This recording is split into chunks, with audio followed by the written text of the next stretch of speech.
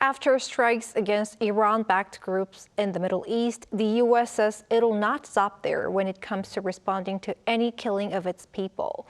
This is further raising fears of a wider conflict in the region. Our Foreign Affairs correspondent Bae Eun-ji with this report. The U.S. says it intends to launch additional strikes against Iran-backed groups to send a clear message that it'll respond when its forces are attacked or when its people are killed. That's according to the White House National Security Advisor on Sunday local time, who added that the country believed the previous strikes had a good effect in degrading the capabilities of the militia groups to attack the U.S. It began with the strikes on Friday night, but that is not the end of it. Last week, the U.S. hit Iran-backed groups in Iraq, Syria, and Yemen. On Friday, it carried out strikes that hit more than 85 targets linked to Iran's Revolutionary Guard and Iran-backed militants it backs.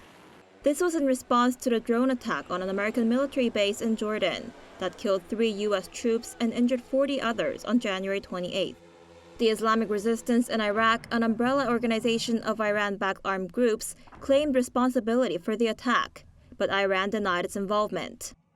Then, on Saturday, the U.S. and the U.K. launched attacks against 36 Houthi targets in Yemen in another effort to further destabilize the militant groups.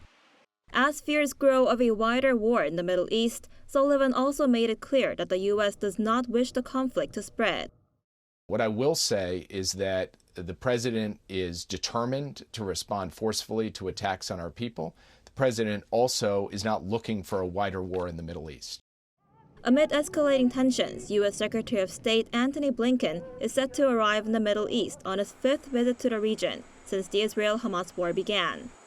He's expected to visit Saudi Arabia, Egypt, Qatar, Israel, and the West Bank to push a ceasefire and to reach a deal on releasing all remaining hostages being held by Hamas. Bae Eun-ji, Arirang News.